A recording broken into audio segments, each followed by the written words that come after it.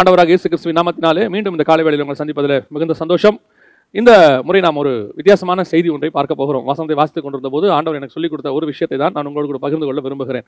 தலைப்பு வசனமாக 2 கொரிந்தியர் 2ஆம் அதிகாரம் 11வது வசனத்தையும் எபேசியர் 6ஆம் அதிகாரம் 11வது வசனத்தையும் நான் வாசிக்க போகிறேன். 2 கொரிந்தியர் 2ஆம் அதிகாரம் 11வது வசனம். சாத்தானாலே நான் மோசம் போகாதபடிக்கு அப்படி செய்தேன், அவனுடைய தந்திரங்கள் நமக்கு தெரியாதவைகள் அல்லவே. எபேசியர் 6:11, நீங்கள் பிசாசின் தந்திரங்களோடு எதிர்த்து நிற்க திராணி உடலாகும்படி தேவனுடைய சர்வாயுதத்தை தரித்துக் கொள்ளுங்கள் அப்படின்னு இருக்கு. நம்ம இந்த வசனத்திலிருந்து தான் பார்க்க போகிறோம். நாம் கண்களை மூடி தேவ சமூகத்தில் ஆண்டவரை நோக்கி பார்க்க போகிறோம். சர்வ வல்லமை உள்ள எங்கள் தகப்பனே, இந்த அருமையான காலை வேளைக்காக உமக்கு ஸ்தோத்திரம். வேத வாக்கியங்களை அறிந்து கொள்ளும்படி எங்கள் இருதயங்களையும் கண்களையும் திறக்கிறதான தேவனே, ஆண்டவரே இந்த வாக்கியங்கள் எங்களுக்கு பிரோஜனமாக, எங்கள் வாழ்நாளுக்கு பிரோஜனமாக எங்கள் இருதயங்களில் பதிய கர்த்தர் கிருபை பாராட்டுவீராக. ஆண்டவரே, கடமைக்காக அல்ல சுவாமி, உம்முடைய வேதத்தினுடைய மகத்துவங்களை அறியும்படி தேவனாய் கர்த்தர் எங்கள் இருதயங்களை திறக்க வேண்டுமா நாங்கள் செபிக்கிறோம். ஆண்டவரே, இதன் மூலமாக நாங்கள் இன்னும் அநேக வேதத்தின் சத்தியங்களை ஆழத்திற்குள்ளே கடந்து போக கர்த்தர் கிருபை தருவீராக. மகிமையின் தேவன் வெளிப்படுவீராக. மகிமையுள்ள கரத்துக்குள்ளே எங்களை தாழ்த்தி ஒப்புக் கொடுக்கிறோம். நீர் பேசும், நீர் இடைபடும். எங்கள் ஆண்டவர் இயேசுவின் நாமத்தில் பிதாவே, ஆமென். 2 கொரிந்தியர் 2ஆம் அதிகாரம் 11வது வசனத்திலும் எபேசியருக்கு நிருபம் 6ஆம் அதிகாரம் 11வது வசனத்திலும் தெளிவாக பவுல் ஒரு காரியத்தை சொல்கிறார். சாத்தானுடைய தந்திரங்கள் அறியாதவைகள் அல்லவே, சாத்தானுடைய தந்திரங்களோடு கூட எதிர்த்து நிற்கும்படிக்கு அப்படின்னு சொல்றார். அதாவது இந்த சாத்தானுடைய தந்திரம் அப்படின்னா என்ன, தந்திரங்கள், சாத்தானுடைய தந்திரங்கள் என்ன, அதை பத்தி தான் நம்ம இன்னைக்கு பார்க்க போகிறோம்.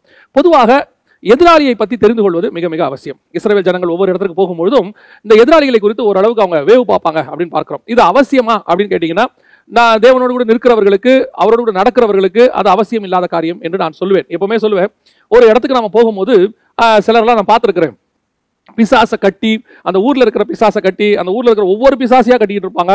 அவங்களுடைய குலம் கோத்திரம்லாம் தேர்ந்தெடுத்து கட்டுவாங்க. அந்த பிசாசுடைய அப்பா யாரு, அம்மா யாரு, அதுக்கு 2 பசங்க இருக்கிறாங்க, ஒவ்வொன்றையா தேர்ந்தெடுத்து கட்டி கட்டி கட்டி பேசுவாங்க. எனக்கு தெரிஞ்ச வேதத்துல அப்படி எதையுமே அவர்கள் செய்ததாக இல்லை. அதாவது அப்போஸ்தலர்களும் இயேசுவும் அப்படி செய்ததாக இல்லை. மாறாக இவர்கள் போகும்போது அவைகள் ஓடி வந்து எங்களை வேதனைப்படுத்த வந்தீங்களான்னு கேட்குது. இவங்க போனது அதை வேதனைப்படுத்துறதுக்கு இல்ல, இவங்க போனது வேற வேலையா போறாங்க, இவங்க சுவிசேஷம் அறிவிக்க போறாங்க. ஆனா அது வந்து கேட்குது, எங்களை வேதனைப்படுத்த வந்தீரா அப்படின்னா என்ன அர்த்தம்? சர்வாயுதத்தை தரித்துக் கொண்டு நாம் எப்பொழுதும் ஆயத்தமாக இருந்தால் பிசாசை தனியாக துரத்த வேண்டிய அவசியம் என்று ஒன்று கிடையாது. அது நம்மளை பார்த்தாலே ஓடும். அந்த அளவுக்கு நாம் ஆயத்தப்பட்டவர்களை நிக்கணும். அதே நேரத்தில் நீங்க ஜெபம் பண்ண வேண்டாம், பிசாசுக்கு ஜெபம் பண்ண வேண்டிய அவசியமே கிடையாது, நீங்க பாட்டு இருங்க பிசாசு ஓடிடும், அதெல்லாம் கிடையாது. வேதம் தெளிவாக சொல்லுகிறது, இவ்வகையான பிசாசுகள் ஜெபத்தினாலும் உபவாசத்திலும் என்று போகாதுன்னு இருக்கு. நீங்க ஜெபத்திலும் உபவாசத்திலும் எவ்வளவு ஸ்ட்ராங்கா இருக்கிறீங்களோ அவ்வளவுக்கு அவ்வளவு, அதான் வெரி சிம்பிள். உள்ள நம்ம எவ்வளவு ஸ்ட்ராங்கா இருக்கிறோமோ அவ்வளவு வெளியே நம்ம ஸ்ட்ராங்கா இருப்போம். தேவனுக்குள்ள எவ்வளவு ஸ்ட்ராங்கா இருக்கிறோமோ அவ்வளவுக்கு அவ்வளவு ஊழியத்துல ஸ்ட்ராங்கா இருப்போம். அவ்வளவுதான். அந்தரத்துல ஆடாம அம்பலத்துல ஆடவே முடியாதுன்னு சொல்லுவாங்க பாருங்களேன். இந்த டெலிவரன்ஸ் மினிஸ்ட்ரி நடத்துற எத்தனையோ ஊழியர்களை பார்த்துக்கிறேன், மணிக்கணக்கா விழுந்து கிடப்பாங்க. ஆனா அவங்க போய் ஸ்டேஜ்ல விழுந்து கிடக்க மாட்டாங்க, ஸ்டேஜ்ல கம்பீரமா நிற்பாங்க. அவங்க நிற்கும் போது அங்க விடுதலை தானாகவே வரும். சிலர்லாம் மைக்க பிடிக்கும் போது பிசாசுகள் தெரிச்சு ஓடும். காரணம் என்ன? அவங்க விரட்டலன்னு அர்த்தம் கிடையாது, அந்த அளவுக்கு அவர்கள் ஆயத்தப்பட்டவர்களா இருக்கிறாங்க, உள்ள தேவ சமூகத்துல காத்திருக்கிறாங்க. நீங்க மணிக்கணக்கில் போன்ல உட்காந்துட்டு எல்லாம் பண்ணிட்டு நேரா போய் ஸ்டேஜ்ல ஏறினா பிசாசு ஓடாது, அது விரட்டிட்டு தான் இருக்கணும். ஒரு சிலரை பார்த்திருக்கிறேன், நாள் கணக்கா விரட்டிட்டு இருப்பாங்க, கட்டி போட்டு வீட்லயே உட்கார வச்சு விரட்டிட்டு இருக்கிறவங்களா இருக்கிறாங்க. இப்ப நம்ம அதை பத்தி பார்க்க போறது இல்ல. நாம எதை பத்தி பார்க்க போறோம்னா, இந்த பிசாசின் தந்திரங்கள்னா என்ன. தந்திரம் வேறு, தந்திரம் என்பது வெளியே தெரியாம இருக்கும், தந்திரங்களை எதிர்த்து நிற்கணும்னு அவர் சொல்றார். இந்த பிசாசுடைய காரியங்களை ஒரு சிலரை பார்க்கும் பொழுது அவனுக்குள்ள இருக்கக்கூடிய சில குணாதிசயங்கள் அதை வேதத்துல ஆண்டவர் தெளிவா சொல்லி வச்சிருக்கிறாரு. அதை பத்தி நம்ம பார்க்க போறோம். முதலாவதாக அவனுக்குள்ள ஒரு தந்திரமான காரியம் ஒன்றை அவன் செய்கிறான். என்ன செய்கிறான்? மார்க் எழுதின சுவிசேஷம் 3ஆம் அதிகாரம் 26வது வசனத்திலும், லூக்கா எழுதின சுவிசேஷம் 11ஆம் அதிகாரம் 18வது வசனத்திலும் இயேசு சொல்லக்கூடியதான மிக முக்கியமான வார்த்தைகளில் ஒன்று என்னன்னு கேட்டா, பிசாசுடைய ராஜ்யத்துக்குள்ள ஒரு மனம் இருக்குதாமா. அந்த ஒரு மனதை பத்தி இயேசு லூக்கா எழுதின சுவிசேஷம் 11:18 விதமாய் சொல்லுகிறார். சாத்தானும் தனக்குத்தானே விரோதமாய் பிரிந்திருந்தால் அவன் ராஜ்யம் எப்படி நிலை நிற்கும் அப்படின்னு கேட்கிறார். அப்படின்னா என்ன அர்த்தம்? சாத்தானுக்குள்ள ஒரு மனம் இருக்கு. இந்த ஒரு மனம் எதுக்கு அப்படிங்கிறதா ரொம்ப இம்பார்ட்டன்ட். அதான் அவன் தந்திரம். இந்த சாத்தானுக்குள்ள இருக்கிற ஒரு மனம் இருக்குது, இது ஆத்துமாக்களை மோசம் போக்குவதற்காக. அதாவது அவனுடைய ராஜ்யத்தினுடைய எல்லை, இப்போ இந்தியா இருக்குது, இந்தியாவுக்குள்ள 29 மாநிலங்கள் இருக்குது. இந்த 29 மாநிலங்களும் ஒரு மனமா இருக்கிறதா? அப்படி இருந்தாதான் இந்தியாங்கிற நாடு கட்டமைப்போடு கூட இருக்கும். இந்த இந்தியாங்கிற நாடு ஒரு ஒத்துமையா இல்லாம ஒவ்வொரு மாநிலமும் ஒவ்வொரு விதமா இருந்துச்சுன்னா எதிராளிகள் உள்ளே நுழைவதற்கு அது சாதகமாயிரும்.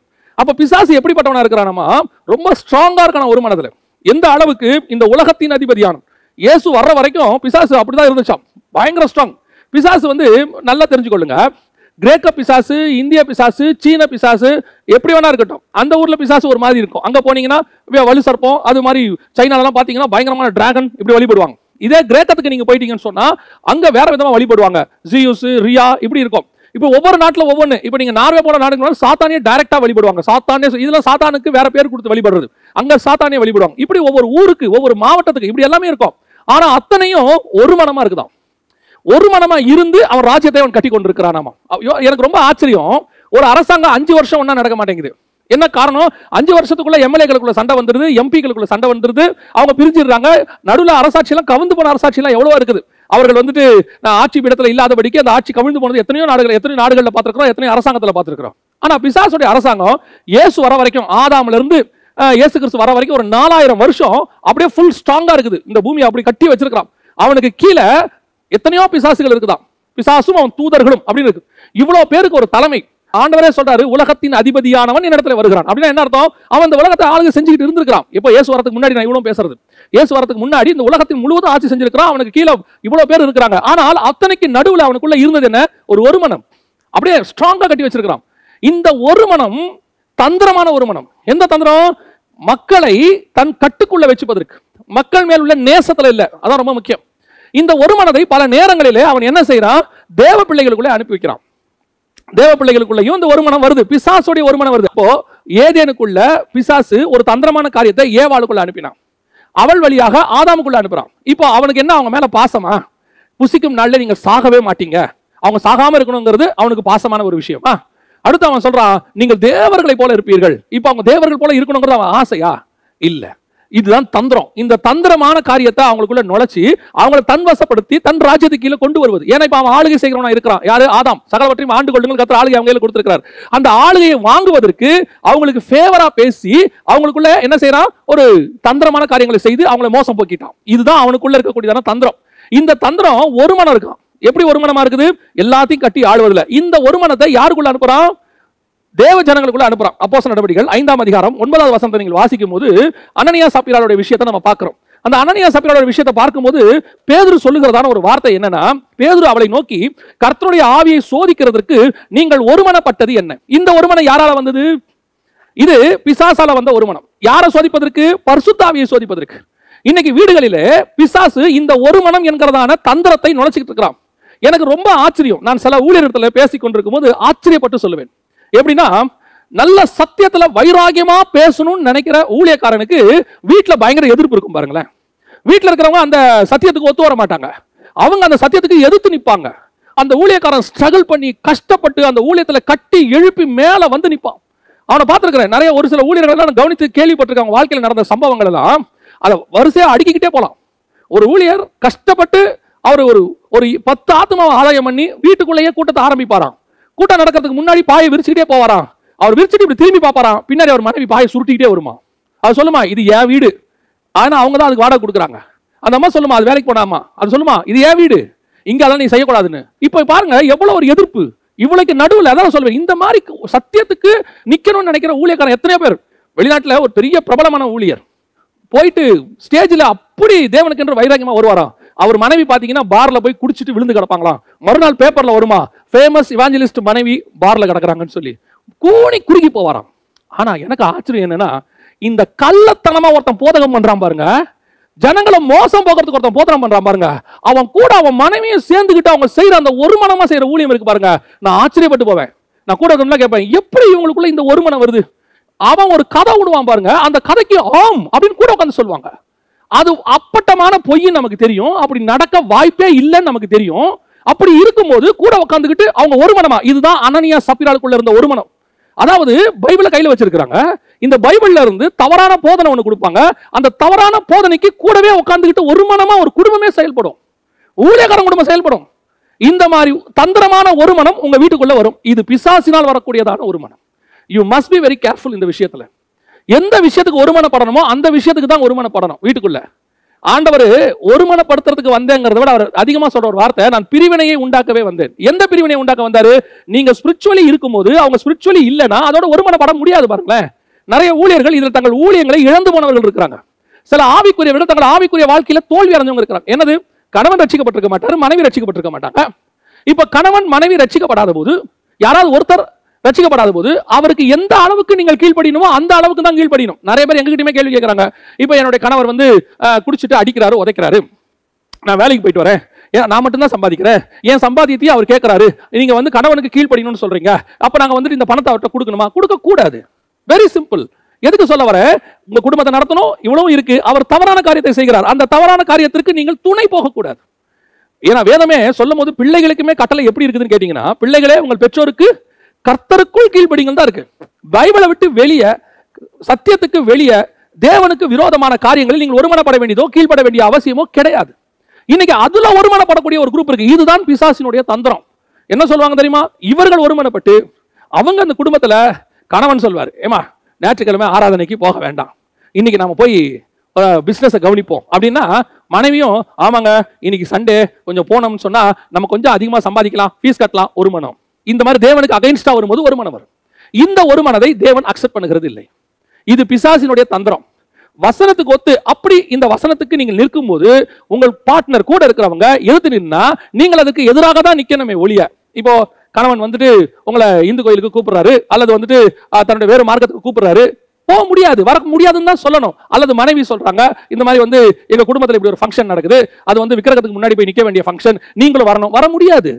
ஏன்? இது பைபிளுக்கு அகைன்ஸ்ட். அதுக்கு ஒருமனப்படக்கூடாது. அதுக்கு ஒருமனப்படுறதா அனனியா சப்பீராளாய் மாறிடுவோம். தந்திரங்கள், பிசாசு அழகாக தந்திரம் பண்ணுவான். அப்படியே, அதாவது சில நேரத்தில் என்னன்னா பாசிட்டிவா பேசுவான் பிசாசு. பாசிட்டிவா பேசும்போது நம்ம எப்படி செய்வோம்னா, ஐயோ நம்ம இப்படி செஞ்சுதான் ஆகணுமோ. இன்னும் நான் ஒரு உதாரணம் சொல்றேன், உங்களுக்கு புரியும் பாருங்களேன். சில நேரங்களில் சில ஊழியர்கள் அரசாங்கத்தில் ஒரு சட்டம் போடுவாங்க, அந்த சட்டம் பைபிளுக்கு அகைன்ஸ்டா இருக்கும், அந்த சட்டத்துக்கு கீழ்ப்படியணும்னு சில ஊழியர்களும் பேசுவாங்க. இப்போ உதாரணமா ஓரின சேர்க்கை வந்துச்சு, சட்டப்படி வந்துச்சு, நமக்கு நீதிமன்றத்தின்படி அது வந்துச்சு. வந்த உடனே சில ஊழியர்கள் சொன்னது, நமக்கு வந்துட்டு அரசாங்க சட்டப்படி வந்தால் நாம் கீழ்ப்படிய வேண்டியது அவசியம் தானே, நம்ம அதை எதிர்த்து நிற்க கூடாதுன்னு பைபிள் சொல்லுது. பைபிள் எதுக்கு கீழ்ப்படியணும்னு சொல்லுது? மேலான அதிகாரங்கள் துரைத்தனத்துக்கு கீழ்ப்படியுங்கள். எதற்கு? அது பைபிளுக்குள்ள இருக்கும்போது தான் கீழ்ப்படிய முடியும். பைபிளுக்கு வெளியே இருக்கும்போது அதோட நீங்க ஒருமனப்பட்டு போக முடியாது. நிறைய பேர் இதான் தந்திரம். எதுக்கு கீழ்ப்படியணும், எதுக்கு கீழ்ப்படியக்கூடாது, எதோட ஒத்து போகணும், எதுக்கு ஒத்து போக கூடாதுன்னு உங்களுக்குள்ள இருக்கிற ஆவியானவர் உங்களுக்கு உணர்த்துவார். உங்களுக்கே தெரிஞ்சிருக்கணும் வேத வாக்கியத்துக்கு ஒத்து போதா. இப்ப சில நேரங்கள்ல நான் ரொம்ப ஆச்சரியப்படுவேன். ஒரு கள்ள உபதேசக்காரன் பேசும்போது கீழே உட்கார்ந்திருக்கிறவங்கள ஒரு 300 பேர் அதை ஆமோதிக்கிறாங்க பாருங்களேன். அப்ப அவங்க கொடுக்குற அந்த கள்ள உபதேசத்துக்கு அவங்க ஒத்து போறாங்கன்னு தானே அர்த்தம். அப்ப அவங்க சொல்லக்கூடிய ஒரு காரணம் என்ன அதுக்குன்னு கேட்டீங்கன்னா, அவர் பிரபலமான ஊழியர், அவர் சொன்னா சரியா தான் இருக்கும், அதுல தப்பா இருக்காது அப்படிம்பாங்க. நான் சொல்லுவேன், இயேசு கிறிஸ்துவை தவிர, அப்போஸ்தலர் உபதேசத்தை தவிர வேற யார் பேசுறதும் தவறு இருப்பதற்கு வாய்ப்பு இருக்கிறது. யார் பேசினாலும். எங்கிட்டே ஒருத்தர் கேட்டாங்க, நீங்க பேசுறது எல்லாத்தையும் நாங்க அப்படியே ஃபாலோ பண்ணாதீங்கன்னு சொன்னேன். நான் பேசுறது எல்லாத்தையும் ஃபாலோ பண்ணாதீங்க, இதுல இருக்குதா வேத வசனத்தோட ஒத்து போதா அதை ஃபாலோ பண்ணுங்க. எனக்கு தவறு செய்வதற்கு வாய்ப்பு இருக்கிறது, ஏன்னா மாம்சத்தில் இருக்கிறோம், நம்ம அப்போஸ்தலர்கள் கிடையாது. அப்போஸ்தலர் உபதேசத்தை எடுத்து பேசுறவங்க, இதுல தவறு வராம பேசணும் தான் நம்ம விரும்புறோம். அப்போலோ என்பவன் பிரசங்கம் பண்ணுகிறான், ஆக்கிலா பிரிஸ்கில்லா அங்க இருக்கிறாங்க, அவனை அப்போலோ யாரு திஷ்டாங்கமாய் கர்த்தரை பிரஸ்தாபப்படுத்துகிறான், தைரியமா பேசுறான், எல்லாத்தையும் பார்த்துக்கிட்டே இருக்கிறாங்க. ஆனா வசனம் என்ன சொல்ல தெரியுமா? அவனை அழைத்து கொண்டு போய் சுவிசேஷத்தை அவனுக்கு திட்டமாய் சொல்லி கொடுத்தாங்களாம். அவனுடைய காஸ்பல்லையும் கொஞ்சம் மிஸ்டேக் இருக்குது. அப்ப ஆக்கிலா பிரிஸ்கில்லா கூட்டு போய் அவனுக்கு சொல்லி கொடுக்குறாங்க. அப்ப அப்போலோங்கிறவன் யாரு? பவுலுக்கு ஈக்குவல் ஆனவன். பவுல் சொல்றாரு, நான் நட்டேன், அப்போலோ நீர் பாய்ச்சினான். அவங்க ரெண்டு பேரும் ஈக்குவலா வராங்க ஒரு இடத்துல. அப்படி இருக்கும்போது அவனுடைய பிரசங்கத்திலேயும் சில தவறுகள் இருக்கிறது, அதை ஆக்கிலா பிரிஸ்கில்லா சரி பண்ணுகிறார்கள். இப்ப அப்போலோவே சொல்லிட்டாருங்க, அதனால சரிதான் கிடையாது. பிசாசின் தந்திரம் இங்கே தான் வரும், ஒத்து போகக்கூடாது. பிசாசுடைய தந்திரம் ஒரு மனம் எதற்கு தெரியுமா? மோசம் போக்குவதற்கு. மோசம் போக்குவதற்கு ஒத்து போகக்கூடாது. சில நான் ஊழியர்களுடைய குடும்பங்களை பார்த்ததுனால சொல்றேன், தயவு செய்து கணவன் ஒரு ஊழியக்காரனா இருந்து வேதத்துக்கு விரோதமாய் சொன்னால் மனைவி ஒத்து போகாதுன்னா நீங்க குடும்பத்தோட ஒத்து போகாதுன்னு சொல்ல, அந்த சத்தியத்துக்கு சொல்றேன், எப்பா நீங்க செய்யறது தப்புன்னு சொல்லுங்க. மனைவி செய்யக்கூடியது சத்தியத்தின்படி தப்பா இருந்தா நீ செய்யறது தப்புன்னு சொல்லுங்க. அதனால குடும்பத்தோட ஒத்து போகாத நான் சொல்லல, தப்பா புரிஞ்சிடக்கூடாது. நீங்க குடும்பம் இருக்கணும், கணவன் எப்பேற்பட்டவனாக, மனைவி எப்பேற்பட்ட ரட்சிக்கப்படாத மனைவியா இருந்து சண்டைக்காரியா இருந்து வாழ முடியாது வனாந்திரமா இருந்தாலும் நீங்கள் இருந்துதான் ஆகணும், கடைசி வரைக்கும் கூட தான் இருக்கணும். பைபிள் அப்படித்தான் சொல்லுது. அவள் நீங்கள் ஆதாயம் பண்ணணும். ஆனால் நான் சொல்லுகிறது என்ன? அவள் சொல்லுகிற சத்தியம், சண்டை வரும் வீட்டுல, நீங்க சொல்ற சத்தியத்துக்கு அவங்க சொல்றது அகைன்ஸ்டா இருக்கும், பைபிளுக்கு அகைன்ஸ்டா இருக்கும், அதனால வீட்டுல சண்டை வரும். அந்த சண்டை வந்தாலும் பரவாயில்ல, நான் சத்தியத்துக்கு நிக்கணும், அதுக்கு ஒத்து போயிடக்கூடாது. நீங்க ஒத்து போக தொடங்குனீங்கன்னா கொஞ்சம் கொஞ்சமா பிசாசு ஏதேனுக்குள்ள நுழைஞ்ச மாதிரி வீட்டுக்குள்ள நுழைஞ்சிருவான். ஸ்டார்ட்ல தடுத்துடணும். அதை நிறைய பேருடைய குடும்பத்தில் அதான் பிரச்சனையை விட்டுருவாங்க. சில கணவன்கள் மனைவியுடைய ஆரம்ப காலத்தில் வரக்கூடியத அந்த கல்யாணம் ஆன ஜோர்ல அவங்க சொல்றதை சிலதை விட்டுருவாங்க. அப்படியே கொஞ்சம் கொஞ்சமா விட்டு அந்த மாதிரி என்ன சொல்லும், ஆரம்பத்தில் நீங்க எல்லாம் கேட்டீங்களே, அப்ப செஞ்சீங்களே, ஏன் இப்ப செய்ய மாட்டீங்க? இவருக்கு தெரியும் இது சத்தியத்தின்படி தப்புன்னு. அந்த கல்யாணமான புதுசுல மனைவிக்காக விட்டு கொடுத்துருவாரு. அதனுடைய விளைவு என்ன? அனனியா சப்பீராளா மாறுற இடத்துக்கு போயிடும். நான் நிறைய ஊழியர்களை பார்த்திருக்கிறேன், நிறைய ஊழியர்களை சத்தியத்தோடு கூட இணைந்து ஊழியம் பண்ணக்கூடிய எத்தனையோ ஊழியர்கள் இருக்கிறார்கள். அவர்கள் கர்த்தருக்குள்ள நல்லா ஷைன் ஆகி வராங்க. அதே நேரத்தில் இந்த மாதிரி தவறான உபதேசத்துக்கு ஒரு மனம், ராங் ஒரு மனம், இது இந்த தந்திரத்துக்கு ரொம்ப கேர்ஃபுல்லா இருந்து கொள்ளுங்க. வசனம் சொல்லுது, பிசாசின் தந்திரங்கள் அறியாதவைகள் அல்லவே. இரண்டாவது, பிசாசு கிட்ட இருக்கக்கூடியதான இன்னொரு தந்திரம் என்னன்னு கேட்டீங்கன்னா, 1 பேதுருவின் புத்தகம் 5ஆம் அதிகாரம் 8வது வசனம். 1 பேதுருவின் புத்தகம் 5ஆம் அதிகாரம் 8வது வசனத்துல பிசாசை குறித்து வேதம் சொல்லுகிறது, அவன் எவனை விழுங்கலாமோ தெளிந்த புத்தி உள்ளவர்களாய் இருங்கள், விழித்திருங்கள், ஏனெனில் உங்கள் எதிராளியான பிசாசானவன் கர்ச்சிக்கிற சிங்கம் போல் எவனை விழுங்கலாமோ என்று வகை தேடி சுத்தி திரிகிறான். இப்போ பிசாசுக்கு ஒரு ஆத்ம பாரம் இருக்கு. இந்த ஆத்ம பாரத்தை நல்லா கவனிங்க. எவனை விழுங்கலாமோ என்று வகை தேடி அப்படியே பயங்கரமா அலையறானாமா. ஒரு ஆத்மா கிடைக்குமா? இதுல அவனுடைய தந்திரம் இருக்கு. என்ன தந்திரம்? இந்த ஆத்ம பாரம் எதற்காக அவனுக்கு அந்த ஆத்ம பாரம் வந்துச்சு? இந்த ஆத்மா எதுக்கு? அந்த ஆத்மாவை மோசம் போக்குவதற்கு, மரணத்துக்கு நேராக நடத்துவதற்கு. அதுதான் ரொம்ப இம்பார்ட்டன்ட். அந்த ஆத்மாவை நரகத்துக்கு கூட்டிட்டு போறதுக்கு அவன் என்ன செய்யறானா, எவனை விழுங்கலாமோ என்று வகை தேடி சுத்தி திரிகிறான். இப்ப அவனோட ஏத்து நிக்க போறோம். 24 hours வேலை போட்ட சண்டையோட ஈட்டியோட நிக்கிற ஒருத்தனுக்கு நீங்க ஏத்து நிக்கணும். அப்ப நீங்க எப்படிப்பட்டவங்களா நிக்கணும்? அதே 24 hours அவனோட ஏத்து நிக்கிறவங்களா நிக்கணும். பிசாசை பத்தி வேதம் சொல்லுது, அவன் எவனை விழுங்கலாமோ என்று. அப்போ தாவீது சொல்றாரு, ஒரு நாள் என் ஆட்டுக்குட்டியை சிங்கத்தின் வாய்க்கும் கரடியின் வாய்க்கும் நான் தப்புவித்தேன். எப்படி? நான் ஒரு நல்ல மேய்ப்பன், என் ஜீவனை கொடுத்து சிங்கத்தின் வாய்க்கு கை விட்டு எடுக்கிறாராம் அவரு. அப்போ எவ்வளவு கான்சியஸா இருந்திருப்பாரு பாருங்க. அவர் பாட்டு பாடிட்டு இருக்கிறாரு. இப்ப நம்ம பாட்டு பாடணும்னா, கண்ண மூடி பாட்டு பாடணும்னா சுத்தி என்ன நடக்குதுன்னு நமக்கு தெரியாது. கண்ண மூடி பாட்டு பாடின பிறகு நம்ம பாட்டெல்லாம் முடிஞ்ச பிறகு யோசிச்சு பார்த்தோம்னா அதுக்கு பிறகு நம்மளை சுத்தி நிறைய காரியங்கள் நடந்திருக்கும். ஆனா தாவீது சங்கீதக்காரன், அவர் வனாந்தரத்துல பாட்டு பாடிட்டு இருக்கிறாரு. அவர் பாட்டு பாடுறது மட்டும் அவர் வேலை இல்ல, வர சிங்கத்துக்கு இருந்து ஆட்டை காப்பாத்துறது அவருடைய வேலை. அந்த சிங்கம் எப்படிப்பட்ட சிங்கம்? ஒரு ஆடு கிடைச்சா போதும் அப்படி உள்ள தாவி வர சிங்கம். ஆனா அந்த சிங்கத்துக்கிட்ட தாவி போய் கையை உள்ள விட்டு அந்த ஆட்டுக்குட்டியை காப்பாற்றக்கூடியவனாக இருந்தான் தாவீது. இதுதான் பிசாசு கிட்ட இருக்கிற ஆத்ம பாரம். அதே ஆத்ம பாரம் தாவீது கிட்ட இருந்துச்சு. தாவீது கிட்ட இருந்ததுக்கும் சிங்கத்துக்கிட்ட இருந்ததுக்கு என்ன? அந்த சிங்கம் பசிக்கு அந்த ஆட்டை அடிச்சுச்சு, தன் பசிக்கு எப்படியாவது இரையாக்கி கொள்ளணும்னு. ஆனா தாவீது கிட்ட இருந்தது பசி அல்ல, அன்பு.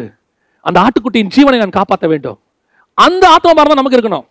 பிசாசுக்கு இருக்கிற ஆத்ம பாரம் தந்திரமானது. எவனை விழுங்கலாமோ என்று வகை தேடி என்ன செய்யறான்? சுத்தி திரிகிறான். அதே ஆத்ம பாரம் உங்களுக்கு எனக்கு இருக்கணும். யார் எந்த ஆத்மாவை ரட்சிக்க முடியும்? ஒரு ஆத்மா எனக்கு கிடைக்குமா? நம்மளை கிராஸ் பண்ணி ஒருத்தர் கூட ஆண்டவர் அறியாம போயிடக்கூடாது. அதுதான் எவனை விழுங்கலாமோன்னு நம்ம அலையறதுக்கு ஒரு அடையாளம். பவுலை பத்தி சொல்லுது, வழியில் கண்டவர்கள் இடத்துல எல்லாம் அவன் தர்க்கம் பண்ணினானா.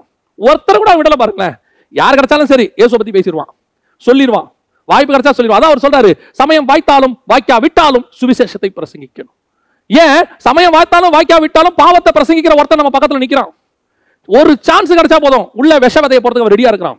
ஒரு சான்ஸ் கிடைச்சா போதும் கலையை பிதைக்கிறதுக்கு ரெடியா இருக்கிறான். எப்பத்துல இருந்து? அந்த ஆத்மா மேல அவனுக்கு எப்ப பிறந்துச்சோ அப்பத்துல இருந்து. நல்லா கவனிங்க. பிசாசு ஆத்மாவை ஆதாயம் பண்ணும்போது பயமுறுத்தி ஆதாயம் பண்றது இல்லை. பாத்தீங்களா? அப்படியே பல்லு கில்ல எல்லாம் காட்டி அப்படியே வந்து கொட்டூரமா நின்னு, நீ இப்போ என்ன சேவிக்கா விட்டால் உன்னை குத்தி கொலை பண்ணிடுவேன் அப்படி சொல்லியிருக்காது. எந்த பிசாசும் அப்படி சொல்லாது. நீங்க பார்த்துருக்கீங்களா? பிசாசு ஒரு ஆத்ம ஆதாயம் பண்றது எல்லாமே ரொம்ப மைல்டா, அவனுக்கு மாம்சத்துக்கு சந்தோஷம் கொடுக்கக்கூடியதா, அவனை அரவணைச்சு போகிறதா, அவன் கண்களுக்கு இச்சைய, அவனுடைய ஜீவனத்துக்கு ஒரு பெருமையை, அவன் மாம்சத்துக்கு ஒரு இச்சைய அப்படியே கொடுத்து அப்படியே மைல்டா தட்டி தட்டி தட்டி தட்டி அடிச்சுட்டு போயிடுறான். நாம இன்னைக்கு என்ன செய்யறோம்?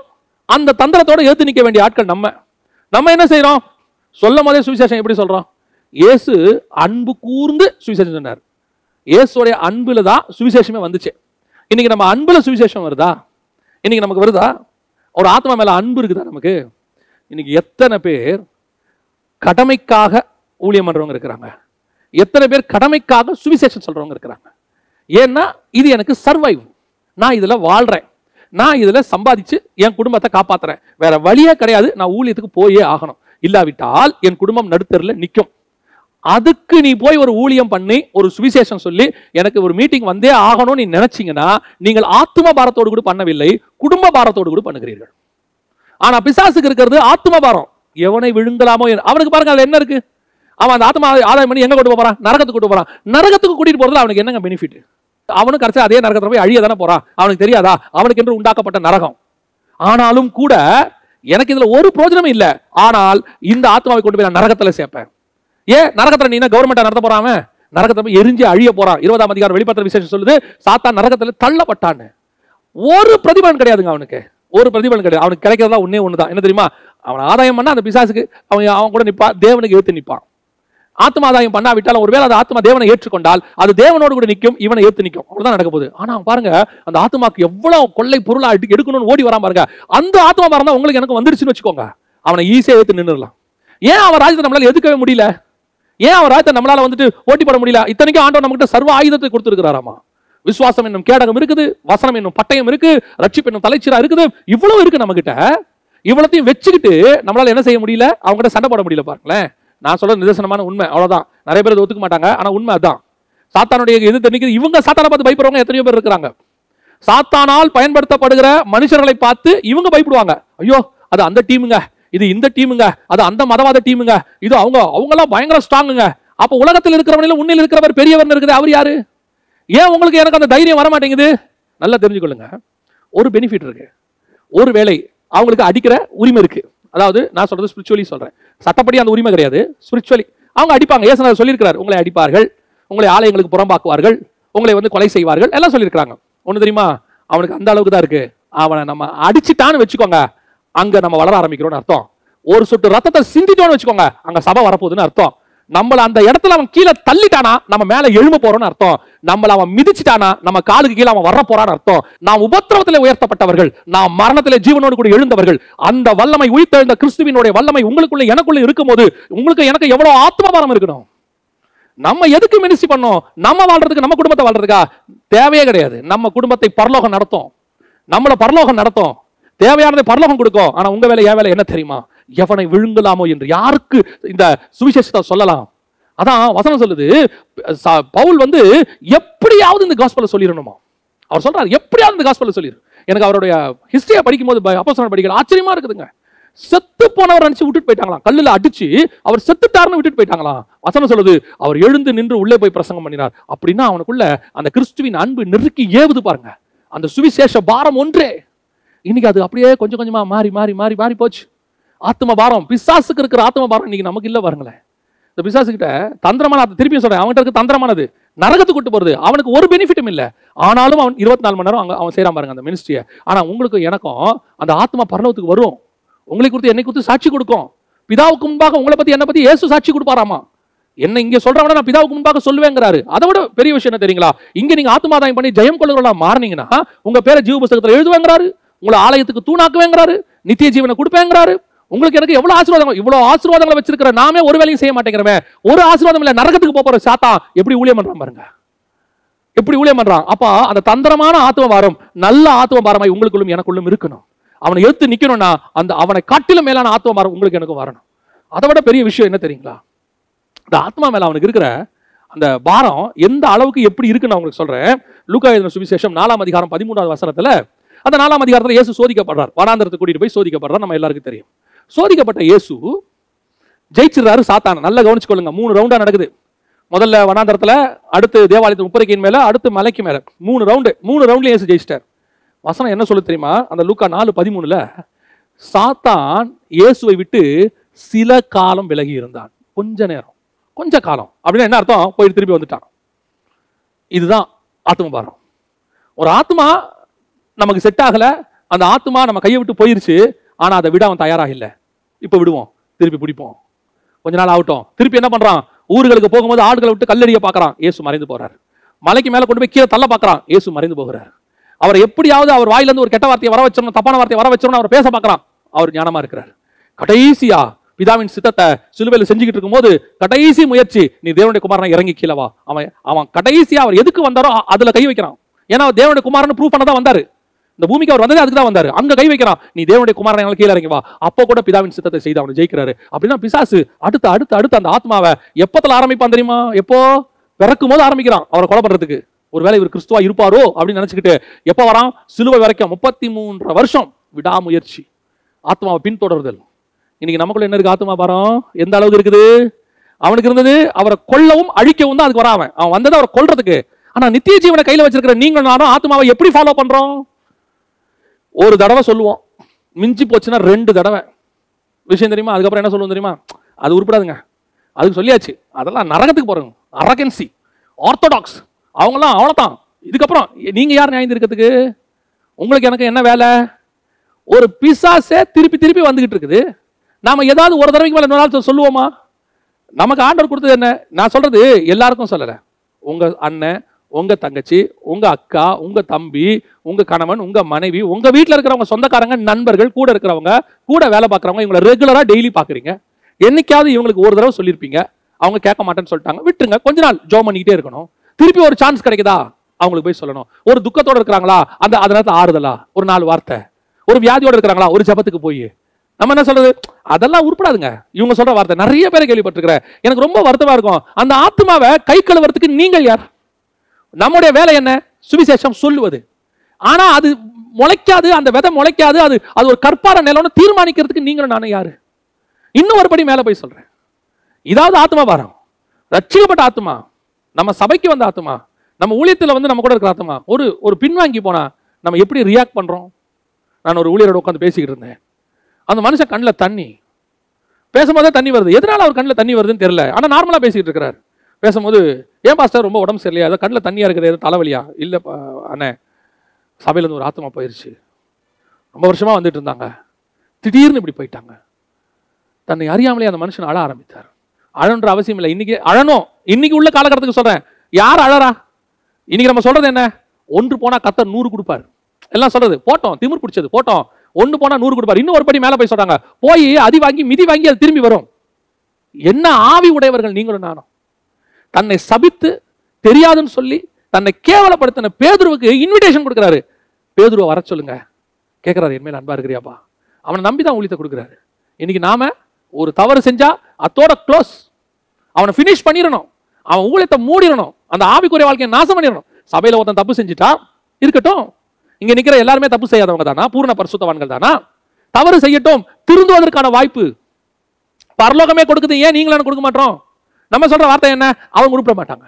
அவங்கள சபையோட தள்ளி வைக்க வேண்டாம். ஒருவேளை ஊழியத்தில் இருக்கிறவங்க தப்பு செய்யறாங்களா, அந்த ஊழியத்துல இருந்து கொஞ்சம் ஒதுக்கி வைங்க, நல்லது. அந்த ஊழியத்தை விட்டு கொஞ்சம் ஒதுக்கி வச்சு நீங்க கொஞ்ச நாள் வந்துகிட்டு இருங்க. மீண்டும் அந்த இதெல்லாம் சரியான பிறகு திருப்பி இந்த ஊழியத்தை நீங்க செய்யலாம்னு சொல்லலாம். ஒரேடியா அவங்கள ஒழிச்சு தள்ளி, அவங்கள பார்க்கும் போதெல்லாம் மேல நிற்கும் போது மெசேஜ் எல்லாம் சாடமாடையா அடிச்சு, இந்த புல்பிட்டை எத்தனை பேரு தங்கள் சுய மாம்சத்துக்கு பயன்படுத்திட்டு இருக்கிறோம்? தங்களுடைய சுய வெறுப்பு விருப்புகளை சொல்ற இடமா புல்பிட்டு? ஒரு மனுஷனுக்கு நீங்க ஆலோசனை சொல்ல விரும்பினாலோ அல்லது கடிந்து கொள்ள விரும்பினாலோ அவனை கண்டம் பண்ண விரும்பினாலோ தைரியமா கூப்பிட்டு தனியா சொல்லுங்க. இந்த ஒரு மனுஷனுக்காக உட்கார்ந்து இருக்கிற மொத்த காங்கிரிகேஷனுக்கும் பேசுறீங்க. நீங்க என்ன சொல்றீங்க? அவனை வச்சு எல்லாருக்கும் சொல்ற அவசியம் இல்லை, அவனுக்கு சொல்லுங்க. அதை விட்டுட்டு அந்த ஆத்மா இனி சபைக்கே வரக்கூடாது. அப்படியே அவனையும் அவன் குடும்பத்தையும் அப்படியே கார்னர் பண்ணி அப்படியே சாடமாடியா பேசி எத்தனை விசுவாசி அழுவு தெரியுமா? எத்தனை விசுவாசி அப்படியே சபைக்கு போனாலே அவர் எங்களை தான் பேசுறாருன்றது எங்களுக்கு நல்லா தெரியுது. அத்தனை பேருக்கும் தெரியுது எங்களை தான் பேசுறாருன்னு. ஆனா சாடமாடையா அடிக்கிறது. அதனால அந்த ஆத்மா ரட்சிக்கப்படுமா? அந்த ஆத்மா அறுப்புண்டு போகுமா? நம் வாயின் வார்த்தைகள் அத்தனையும் அந்த ஆத்மாவை காப்பாற்றுவதற்காக இருக்க வேண்டுமே ஒழிய அந்த ஆத்மா நரகத்துக்கு போறதா இருக்கக்கூடாது. புல்பிட்டிலிருந்து மாம்சத்துல ஒரு நாளும் பேசாதிருங்கள். புல்பிட் என்பது கர்த்தர் நமக்கு கொடுத்திருக்கிறதான இந்த உலகத்திலேயே இருக்கிற மேன்மையான ஸ்தலம். இந்த இடம் இருக்குது. இந்த இடத்துக்கு வருவதற்கு ஆண்டவர் உங்களை உருவாக்கி இருக்கிறார் தாயின் கருவில இருந்து. சர்வ சாதாரணமா இந்த இடத்துக்கு வந்து நம்ம நிக்கல பாருங்களேன். நம்ம பிரசங்கம் பண்ணி 10 பேர் கேட்கறான்றது எவ்வளவு பெரிய விஷயம். நம்ம வீட்லயே நம்ம பிரசங்கத்தை யாரும் ஒரு காலத்துல கேட்க மாட்டாங்க. நம்ம ஏதாவது சொன்னா கேட்க மாட்டாங்க. இன்னைக்கு நம்ம பேசுறத உட்கார்ந்து கொஞ்சம் பேர் கேட்கறாங்கன்னா அந்த உங்களுக்கு ஒரு தகுதியும் ஒரு காரியத்தை கர்த்தர் உங்களுக்கு உண்டாக்கி வச்சிருக்கிறாருன்னா இங்க மாம்சத்தை பயன்படுத்துவது எவ்வளவு தப்பு. இங்க ஆவியானவர் தான் பேசணும். அதே நேரத்தில் என் வாயின் வார்த்தைகள் எல்லாம் காயம் கட்டுவதாக இருக்கணும். என் வாயின் வார்த்தைகள் கொள்ளுவதாக இருக்கக்கூடாது. புல்பிட்ல உட்கார்ந்துகிட்டு கீழே இருக்கிறவனை வெட்டக்கூடாது. புல்பிட்ல உட்கார்ந்துட்டு கீழே இருக்கிறவனை ஆபரேஷன் பண்றதா இருக்கணும். அதாவது ஒரு ரவுடி வெட்டுவதற்கும் ஒரு டாக்டர் வெட்டுவதற்கும் டிஃபரன்ஸ் இருக்குது. ரவுடி கழுத்தை வெட்டுறானா அவன் சாவணும்னு வெட்டுறான். ஒரு டாக்டர் ஆபரேஷன் பண்ணி ஒரு சதையை வெட்டுறாருனா அவன் வாழணும்னு வெட்டுறாரு. இந்த டிஃபரன்ஸ் பிரசங்கத்துல இருக்கணும். ஏன்னா அவங்க வாயின் வார்த்தை இருக்குது, அது இருபுறம் கருக்குள்ள பட்டயம். இந்த பட்டயம் கொல்றதுக்கு வெட்டதா வாழ வைக்க வெட்டுதாங்கிறத நீங்களும் நானும் கொஞ்சம் உட்கார்ந்து ஆலோசனைக்கணும். இன்னைக்கு நான் பிரசங்கம் முடிச்சுட்டு போகும்போது எவ்வளவு நேரம் மாம்சத்துல இருந்தேன், எவ்வளவு நேரம் ஆவியில இருந்தேன் கொஞ்சம் சுய பரிசோதனை பண்ணி பாருங்க. இன்னைக்கு நிறைய பேர் இயேசு கிறிஸ்து தன்னுடைய மாம்சத்தில் இருந்தாலும் தனக்கு விரோதமாக யூதர்கள் எழுப்பி நின்றாலும் ஒரு புறம் வேதபாரர்கள், ஒரு புறம் பரிசேயர்கள், ஒரு புறம் கல் வச்சுக்கிட்டு இருக்கிற விசுவாசி கல் வச்சுக்கிட்டு நிக்கிறான். இவைக்கு இருந்தாலும் ஒரு வார்த்தை கூட சுயமாய் பேசாதபடி என் பிதாவின் சித்தத்தையே செய்தேங்கிறாரு. அந்த இடத்துக்கு நீங்களும் நானும் வரணும் பாருங்களேன். அதுதான் கர்த்தர் உங்ககிட்ட என்கிட்ட எதிர்பார்க்கிறது. அப்ப அந்த ஆத்ம பாரம் இருந்தா மட்டும்தான் உங்களுக்கு எனக்கு இது வரும். என்ன அடிச்சாலும் சரி, என்ன பண்ணாலும் சரி, எனக்கு அந்த ஆத்மா போயிடக்கூடாது. என்னுடைய குறைகளையும் என்னுடைய கஷ்டங்களையும் என்னுடைய கோபத்தையும் இறக்கி வைக்கிற இடம் இல்ல புல்பிட். இது என்ன இடம் தெரியுமா? இங்க இருந்து அநேகரை காப்பாத்துகிற இடம். எனக்கும் பின்னாடி முதுகுல 1000 குத்து இருக்கு, என்னை வெட்டி இருக்காங்க. ஆனாலும் என் கையில் இருக்கிற கயிறு அவனை காப்பாற்றுவதற்காக கொடுக்கப்பட்டது. என்ன வெட்டினாங்கன்னா அதை பிரதிபலிக்கிற இடம் கிடையாது. இங்க நானும் வெட்டுவேன், என்ன வெட்டினீங்கல்ல நானும் வெட்டுவேன். இன்னும் ஒரு படி நான் மேல போய் சொல்றேன். உங்களை தவறாய் பேசினவன் கூட அங்க வந்து உட்கார்ந்துருப்பான். உங்களை குற்றப்படுத்தினவன் வந்து உட்கார்ந்துருப்பான். எந்திரிச்சு பிரைஸ் தி லார்ட் அப்படிம்பா. வேற வழியே கிடையாது, நீ பிரைஸ் தி லார்ட் தான் சொல்லணும். நீ கடும் பாவி, வெளியே போடான் சபையை விட்டு சொல்றதுக்கு வேற யாருக்கும் அருகதை கிடையாது. ஏன்னா அது நீங்க சம்பாதிச்ச சபை இல்ல, கர்த்தர் ரத்தத்தால சம்பாதித்த சபை. மோசேய 3 மாசத்துல கொல்ல பார்த்தான். அதுக்கு பிறகு அவன் எங்க வந்து அந்த ஆத்மா ஆதாயம் பண்றான் தெரியுமா? 120வது வயசுல கண்மலையை அடிக்க வைக்கிறான். 120 years அவன் ஃபாலோ பண்ணிருக்கான் மோசேய. பின்னாடியே ஆதாயம் பண்ணிட்டான் பாருங்க. ஆதாயம் பண்ணி அதுக்கப்புறம் கர்த்தர் மோசே மேல கிருபையா அவன் சரீரத்தை கொண்டு போயிட்டாரு. அப்ப கூட போய் கேட்கறான், மோசேயின் சரீரம் எங்க? ஏன்? இதுக்காக நான் 120 வருஷம் வேலை பார்த்திருக்கிறேன், 120 years வேலை பார்த்திருக்கிறேன். இது தந்திரம், அவனுக்குள்ள இருக்கிறது தந்திரம். என்ன தந்திரம்? அதை கொண்டு போய் நரகத்துல எப்படியாவது தள்ளிடணுமே. அந்த ஆத்மபாரம் உங்களுக்கு எனக்கும் பரலோகத்துக்கு தள்ளணுமே வந்தா எப்படி இருக்கும்? ஐயோ, லாஸ்ட் மினிட்லயே நான் காப்பாத்திரணுமே. சிலர்லாம் உங்களுக்கு விரோதமா பேசினவங்க அடிபட்டு ஹாஸ்பிட்டல் இருக்கிறாங்கன்னு கேள்விப்பட்டு சீரியஸா இருக்கிறாங்கன்னா இங்க உட்காந்து நீங்க என்ன பேசுறீங்க? அவனுக்கு அது நடந்துச்சு. காரணம், எனக்கு விரோதமா பேசினா, ஊழியக்காரனுக்கு விரோதமா பேசினா நடக்குமா? கர்த்தர் அடிச்சு போட்டிருக்கிறாரு. அவனுக்கு இன்னும் இருக்குது, நீ சரியான ஆவி உடையவன் அல்ல. கிறிஸ்துவின் ஆவி எப்படிப்பட்டது தெரியுமா? பதறி போய் ஓடும். இந்த லாஸ்ட் மினிட்ல அவனை காப்பாற்ற முடியுமா? நீங்க போய் நின்று பாருங்களேன், அவன் கண்ணில் வர தண்ணி இருக்க, அதை அவனை பரலோகத்துக்கு கூட்டு போயிடும். இவ்வளோ பேசின என் ஊழியக்காரன் வந்து நிற்கிறானே, எனக்காக வந்து நிற்கிறாரு, எனக்காக ஜெபம் பண்றாரு. ஆண்டவரே, அவன் பிழைக்கிறானோ இல்லையோ நமக்கு தெரியாது, ஆனா அவன் மனம் திரும்பி அந்த ஆத்மா பரலோகத்துக்கு போயிடும். அதுக்கு தானே நம்ம ஊழியம் பண்ண வந்தோம். கண்டம் பண்ணணும். எதுக்கு? தப்பு பண்றவனை கண்டம் பண்ணணும். ஆனா அந்த கண்டம்னேஷன் எவ்வளவு தூரத்தில் இருக்கணும் தெரியுமா? அவன் சாகிற அளவில் அல்ல, அவன் பிழைக்கிற அளவில். பிசாசு கிட்ட இருந்தது எப்படி தந்திரம்? எப்படியாவது நரகத்துக்கு கூட்டிட்டு போயிடணும். இது அவங்ககிட்ட இருந்த தந்திரம். நாம கற்றுக்கொள்ள வேண்டியது, நாம் தெரிந்து கொள்ள வேண்டிய ஒரு விஷயம் இதுல என்ன தெரியுமா? அவனை ஏத்து நிற்கிற நாம அவனை காட்டிலும் ஆத்ம பாரம் உள்ளவர்களாக இருக்கணும். அந்த ஆத்மாக்காக அவன் சாகிற வரைக்கும் நம்ம முயற்சி பண்ணிக்கிட்டே இருக்கணும். சான்ஸ் கிடைக்குமா, சான்ஸ் கிடைக்குமா, சான்ஸ் கிடைக்குமான்னு ஓடிட்டே இருக்கணும். ஒரு சான்ஸ் கிடைச்சா விட்டுறக்கூடாது. உங்களுடைய சுயத்தை அங்க கலக்கக்கூடாது. அங்கதான் பிசாசு கொண்டாடுவான். நீ ஏன் போற இப்போ? உன்னை எப்படி பேசினா அவன், உன்னை என்ன பண்ணா, இந்த இந்த இந்த கசப்பை உனக்குள்ள போட்டுருவான். ஏன்னா இப்ப நீங்க போனீங்கன்னா அவனை காப்பாத்திருவீங்கன்னு அவனுக்கு தெரியும். அப்பதான் நம்ம போகணும். ரைட், போலாம். பேசத்தானப்பா செஞ்ச, அதனால நான் குறைஞ்சிடலையே. இன்னும் சொல்ல போனா அவன் பேசினதுக்காக நான் வளர்ந்திருக்கிறேன். கர்த்தர் அவன் நிமித்தம் என்னை உயர்த்திருக்கிறார். தாவீது சொல்றாரு, சீமேயின் பேசினது நிமித்தமாவது கர்த்தர் என்னை உயர்த்துவார். அந்த உயர்வை கர்த்தர் உனக்கு கட்டளையிட்டு இருப்பாரு. அதனால நம்ம ஒன்றும் குறைஞ்சிட மாட்டோம். நம்மளை தப்பா ஒருத்தன் பேசுறதுனால, இல்ல ஒருத்தன் நம்ம ஊழியத்தை தப்பா பேசுறதுனாலயோ நம்ம அபிஷேகம் பண்ண அபிஷேகம் மாறாது. நம்மளை அபிஷேகம் பண்ணவர் கர்த்தர். உங்களையும் என்னையும் கீழே தள்ளுறதுக்கு கர்த்தர் ஒருத்தரால மட்டும்தான் முடியும். ஒருத்தன் பேசி கீழே தள்ளிட்டான், ஒருத்தன் வாட்ஸ்அப்ல உங்களை பத்தி தப்பா போட்டு கீழே தள்ளிட்டான், ஒருத்தன் ஃபேஸ்புக்ல போட்டு கீழே தள்ளிட்டானா, உன்னை அபிஷேகித்தவரை விட ஃபேஸ்புக் ரொம்ப, வாட்ஸ்அப் மீடியா ரொம்ப பெருசாயிடும். ஏன்? கர்த்தர் அபிஷேகம் பண்ண எவனையும் மீடியா கீழே தள்ளும்னா கர்த்தரை விட மீடியா பெருசு. நான் சொல்லுவேன், மீடியா விட கர்த்தர் பெருசு. நீ என்ன வேணாலும் எழுது, என்ன வேணாலும் பேசு. உன்னை அபிஷேகம் பண்ணினவர் உன்னை உயர்த்துவதற்கு வல்லமை உள்ளவராக இருக்கிறார். உன்னை அழைத்தவர் உண்மை உள்ளவர். உன்னுடைய அழைப்பும் உன்னுடைய கிருபா வரங்களும் மாறாதவைகள். அதனால உன்னை யார் பேசினாலும் அதை கசப்பா எடுக்காதீங்க. நாளைக்கு ஒரு நாள் அவனுக்கு நீங்க தேவைப்படுவீங்க. அவன் கஷ்ட நிலைமையில் இருக்கான், ஒருவேளை அவன் பிள்ளைக்கு ஒரு ஃபீஸ் கட்ட வேண்டியிருக்கும், ஒரு மெடிக்கல் செலவு தேவைப்படும், ஓடி போய் கொடுங்க. அதுதான் அவனுக்கு நீங்கள் காட்டுகிற கிறிஸ்துவினுடைய அன்பு. அதைத்தான் ஆண்டவர் எதிர்பார்க்கிறார். மூன்றாவது, பிசாசினுடைய இன்னொரு தந்திரம் என்ன தெரியுமா? மத்தேயு சுவிசேஷம் 4ஆம் அதிகாரம் 8வது வசனம் 9வது வசனம். இந்த வசனத்துல அவன் இயேசுவை பார்த்து சொல்ற ஒரு வார்த்தை, என்னை தாழ விழுந்து பணிந்து கொண்டால் எல்லாவற்றையும் நான் உனக்கு தருவேன். மத்தேயு சுவிசேஷம் 4ஆம் அதிகாரம் 8-9 வசனம். மறுபடியும் பிசாசு அவரை மிகவும் உயர்ந்த மலையின் மேல் கொண்டு போய் உலகத்தின் சகல ராஜ்யங்களையும் அவைகளின் மகிமையும் அவருக்கு காண்பித்து, நீ சாஷ்டாங்கமாய் விழுந்து என்னை பணிந்து கொண்டால் இவைகளை எல்லாம் உமக்கு தருவேன் என்று சொன்னான். இப்போ பிசாசுடைய தந்திரம் ஒன்று இருக்கு பாருங்க. பிசாசுக்கு நல்ல ஒரு விஷயம் தெரியுது, இந்த இயேசு மிக முக்கியமான ஒரு ஆளு. இந்த ஆத்மாவை ஆதாயம் பண்ணணும். இந்த ஆத்மாவை ஆதாயம் பண்ணா நமக்கு சர்வ வல்லமை உள்ள தேவனே கீழ்ப்படிய ஆரம்பிச்சிருச்சுன்னா இந்த பூமி மட்டும் இல்ல, வானமும் அவனுக்கு கீழாயிடும். ஏன்? இவர் வானத்தின் ராஜா. இவனை பணிஞ்சிட்டாருன்னா இவனுக்கு கீழே இப்ப ஏற்கனவே பூமி இவங்கிட்ட தான் இருக்கு. ஏன்னா ஆதாம் வழியா வந்துருச்சு. இப்போ அடுத்து எதை கொண்டு வரணும்? பரலோகத்தை கொண்டு வரணும். ஏன்னா இவன் ஆசையா பரலோகத்துக்கு ஏறி நான் வானத்துக்கு ஏறி சிங்காசனத்தை போடுவேன், அதான் அவனுடைய ஆசை. இப்போ அந்த ஆசையை நிறைவேற்றுறதுக்கு அவன் என்ன சொல்றான்? என்னை தாழ விழுந்து பணிந்து கொள். இவருக்கு என்ன தேவை? இந்த பூமியை ஜெயிக்க வந்திருக்கிறார். ஏன்னா அது ஆதாம் வழியா விட்டு போயிருச்சு. இழந்து போனவங்களை மீட்கிறதுக்கு தான் மனுஷகுமாரன் வந்திருக்காரு. அதுல ஆத்மா எல்லாமே வந்துடும், இந்த பூமியும் வரும், இந்த லேண்டும் வரும். இப்போ அவன் என்ன சொல்றான்? இதுக்கு தானே வந்திருக்கிறீரு, என்ன விழுந்து பணிஞ்சுக்கோங்க, இதை கொடுத்துறேன். ஏன்? இதை கொடுத்துறேன், அதை நான் எடுத்துப்பேன். எது? நீர் எங்க இருக்கிறீரு? ராஜாவா இருக்கிறீர், அதை நான் எடுத்துப்பேன். இதான் அவன் தந்திரம். அவனுடைய தந்திரம் எப்படி இருக்கு பாருங்களேன். ஆனா இதுல ஒரு காரியத்தை கவனிச்சிங்களா? அவன் தந்திரமானவன், அதுல எந்த மாற்று கருத்தும் இல்லை. அவன் அதை அந்த ஆத்மாக்காக அவன் எதை இழக்கிறான் தெரியுங்களா? எதை கொடுக்கறான் தெரியுமா? அவன் 4000 வருஷமா ஆதாம வீழ்த்தி சம்பாரிச்சான் பாருங்க, அதுல இருந்து இந்த 4000 வருஷமா உலகத்தினுடைய மொத்த மகிமை அவன் கையில இருக்கு. அத்தனையும் இயேசு கொடுக்க ரெடியா இருக்கிறான். எதுக்கு? அந்த ஒரு ஆத்மாவுக்கு. எல்லாத்தையும் கொடுத்து இந்த ஒரு ஆத்மாவை கெயின் பண்ண. இதுக்கு பின்னாடி அவனுக்கு ஒண்ணு தெரியுது, இது கிடைச்சா அது கிடைக்கும், அதான் தந்திரம்.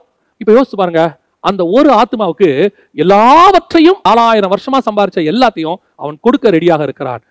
இதுக்கு பின்னாடி ஒரு தந்திரம் இருக்கு, திருப்பியும் சொல்றேன், அதான் பரலோகம். ஆனா உங்களுக்கு எனக்கும், அவனை ஏத்து நிக்கிற உங்களுக்கு எனக்கும் இப்படி ஒரு தாட் இருக்குதா? கொடுக்கறதுக்கு ரெடியாக இருக்கிறோமா? இந்த ஊழியத்துக்கு செலவு பண்றதுக்கு ரெடியா இருக்கிறோமா?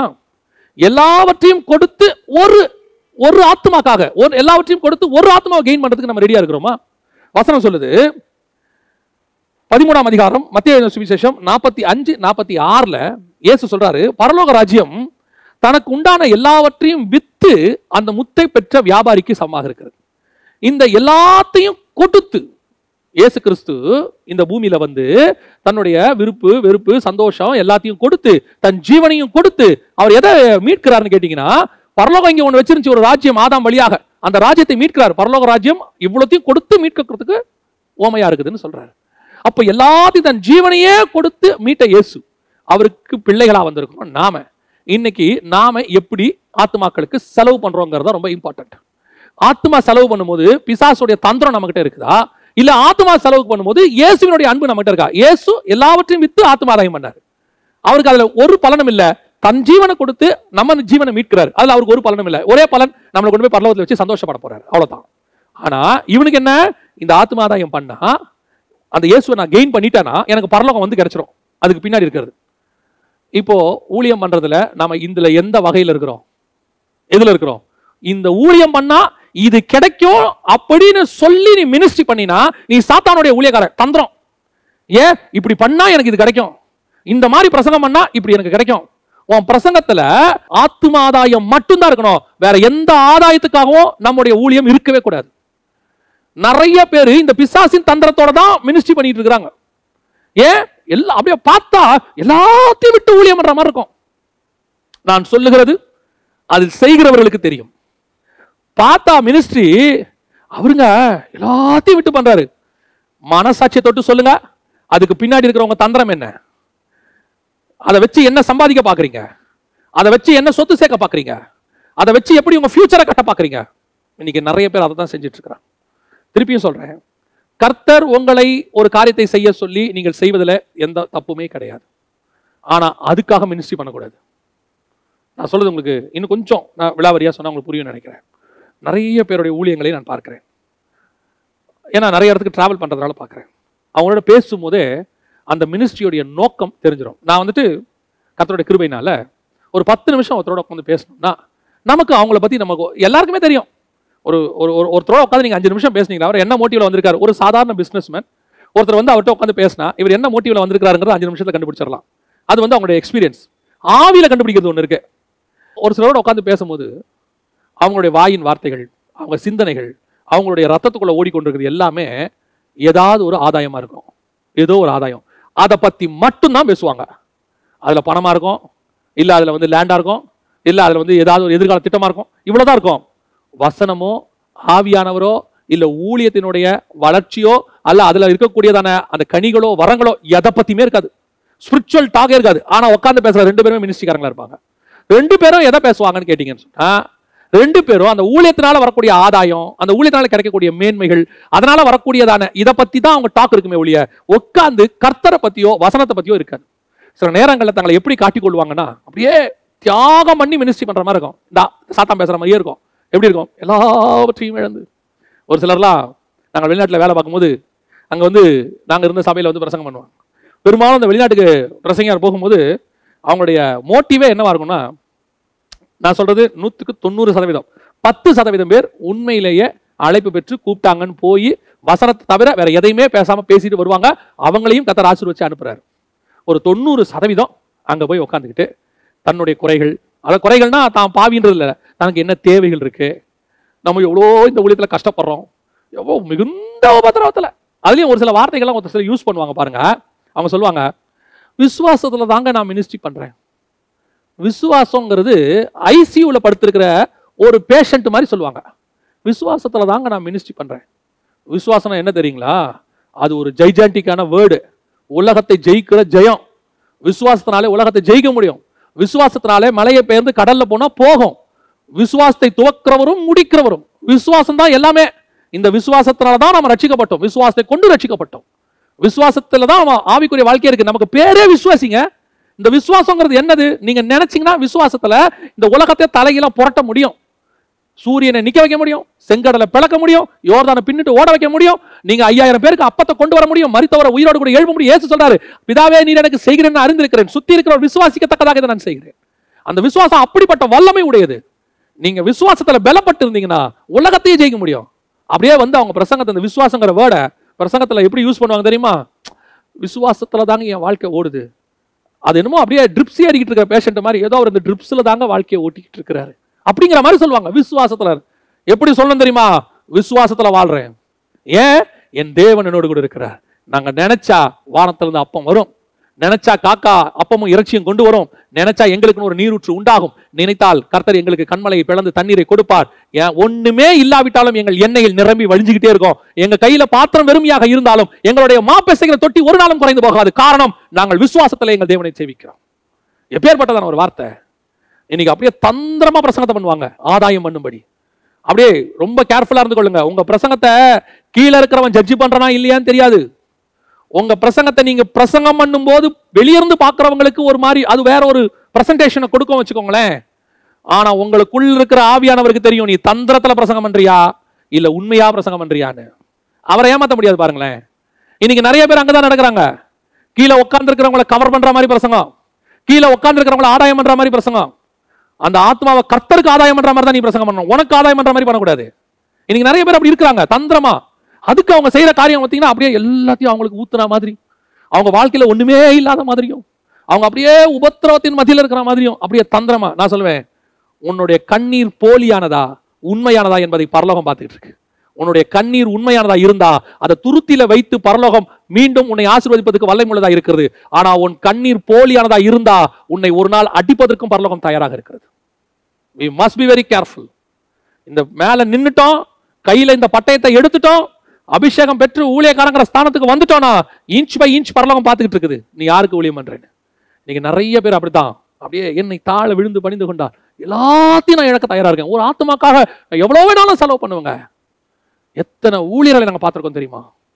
10 கிலோமீட்டர் 20 கிலோமீட்டர் 30 கிலோமீட்டர் ஒரு ஆத்மா சந்திக்கிறதுக்கு மலை மேல போவாங்க. அப்படியே போய் மலை மேல ஏறி போய் அப்படி சந்திச்சு அங்க போன ஒரு 4 தான் இருக்கும், 4 ஆத்மாக்கள் இருக்கிறோம். ஆனாலும் ரெகுலரா போய் பார்ப்பாங்க. அவர்களுக்கு மத்தியில மேடையில ஏறி நம்மால் சொல்லுவாங்க, பாருங்க கார்ல 300 கிலோமீட்டர் கவலையோடு கூட போனேன். அப்படியே எல்லாத்தையும் ஊத்துற மாதிரி ஜனங்களும் நம்புறாங்க. ஜனங்கள் கீழே இருக்கிறவங்களை பத்தி நமக்கு கவலையே கிடையாது, அவங்க என்ன வேணா இருக்கட்டும், அவங்க நம்புறாங்க நம்பாம போறாங்க. பரலோகம் பார்த்துக்கிட்டு இருக்கு, பரலோகம் பார்த்துக்கிட்டு இருக்கு. நாம யாருன்னு பரலோகத்துக்கு நல்லாவே தெரியும். நீ உண்மையா உன்னை தாழ்த்தி உனக்கு உண்டான எல்லாவற்றையும் நீ ஆத்மாவுக்கு செலவு பண்ணிப்பார். அதான் எமில் ஜெபசிங்கனுடைய பாட்டு ஒன்று இருக்கு, வசனம் தெளிவா அழகா இருக்கும் அந்த பாட்டு. கிறிஸ்துவுக்காய் இழந்தவர் எவரும் தரித்திரர் ஆனதில்லை, ராஜ்ய மேன்மைக்காய் கஷ்டமடைந்தோர் நஷ்டப்பட்டதில்லை. இது வரைக்கும் தனக்கு சேவை உண்மையாய் செய்த ஒருத்தனை கூட கர்த்தர் கீழே விட்டதே கிடையாது. நீங்க நினைக்கிற மாதிரி அவன் மில்லியனர் பில்லியனர் ஆக மாட்டான், உலக கோடீஸ்வரன் லிஸ்ட்ல ஒருத்தன் வரமாட்டான், இந்தியாவில் உள்ள ஊழியக்காரங்களே பெரிய பணக்காரங்கிற பட்டம்லாம் கிடையாது. ஆனா ஒண்ணு கிடைக்கும், கடைசி கண்ணை மூடுற வரைக்கும் சமாதானமாய் மூடி அந்த கண்ணு பரதீசில திறக்கும் போது சமாதானமாய் திறக்கும். எத்தனை பேர் சாகும்போது பரலோகத்துக்கு போகிறோமாங்கிற சந்தேகத்தோட செத்தவங்களா இருக்கிறாங்க தெரியுமா? சாகும்போது ஐயோ நான் பரலோகத்துக்கு போவேனா மாட்டேனான்னு சொல்லி சந்தேகத்தோடு கூட அழுகையோடு போனவங்க எத்தனை பேர் இருக்கிறாங்க.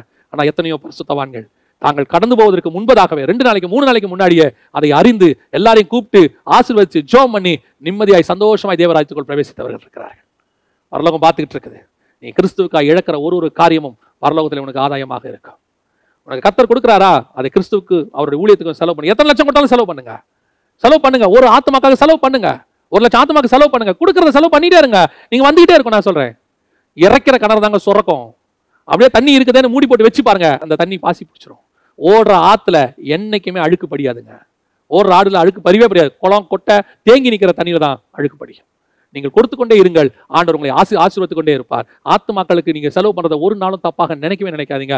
ஐயோ என் எதிர்காலம் என்ன ஆகும், என்னுடைய பிள்ளைகளுடைய எதிர்காலம் என்ன ஆகும். நான் உங்களுக்கு சொல்றேன், நீதிமானுடைய சந்ததி அப்பத்துக்கு இறைஞ்சதை நான் பார்த்தது இல்லை என்று சங்கீதக்காரன் சொல்லுகிறார். அது வேத வார்த்தை, ஒரு நாளும் அது நடக்காது. நீங்க ஒரு கோவலை தண்ணீர் கொடுத்தாலும் உன் பிள்ளைக்கு ஆண்டவர் ஒரு வாளி நிறைய தண்ணி தருவதற்கு வல்லமையுள்ளவராக இருக்கிறார். தந்திரமா ஊழியம் பண்றோமா, உண்மையா ஊழியம் பண்றோமா, உன்னுடைய பிரசங்கத்துல அது உலகத்துக்கு தெரியாது. நீங்க என்ன மோட்டிவ்ல பிரசங்கம் பண்றீங்க, என்ன மோட்டிவ்ல மினிஸ்ட்ரி பண்றீங்க, என்ன மோட்டிவ் உலகத்துக்கு தெரியக்கூட வேண்டாம், கர்த்தர் தெரியக்கூட வேணாம்னு நினைப்பாரு. ஆனா அவருக்கு நல்லாவே தெரியும். அவன் கிரியைக்கு தக்கதான பலன் அவரோடு கூட வந்து கொண்டிருக்கிறது. பிசாசின் தந்திரங்கள் அறியாதவைகள் அல்லவே. அவனை எழுத்து நிற்கிற நீங்களும் நானும் இந்த 3 காரியத்துல ரொம்ப கேர்ஃபுல்லாக இருக்கணும். முதலாவதாக அவனுக்குள்ள இருந்த ஒரு மனம். அவன் நரகத்துக்கு கொண்டு போவதற்கு ஒரு மனமாக இருந்தான். நாம் பரலோகத்துக்கு கொண்டு போவதற்கு ஒரு மனமாக இருக்கணும். நமக்குள்ள இந்த ஒரு மனம் தந்திரமான ஒரு மனம் வந்துடக்கூடாது. ரொம்ப கேர்ஃபுல்லா இருந்து கொள்ளுங்க. ஒரு வேதத்துக்கு அகைன்ஸ்டா குடும்பத்தில் ஒன்று நடக்குதா தைரியமா சொல்லுங்க, இது அகைன்ஸ்ட் டு பைபிள், என்னால் செய்ய முடியாது. ஒருவேளை நீங்கள் அதனால உபத்திரவப்பட வேண்டி வரலாம், ஆனால் பரலோகம் உங்களை கனப்படுத்தும். அந்த தவறுக்கு உடன்படாதிருங்கள். செய்யறது சீனியரா கூட இருக்கும், மேலானவங்களா இருக்கும், உடன்படாதீங்க.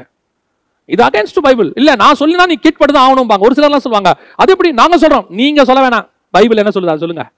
நீங்க சொல்றதுக்கு நீங்க நானும் என்ன அப்போஸ்தலர்களா? இது தேவன் எழுதி கொடுத்திருக்கிறார்.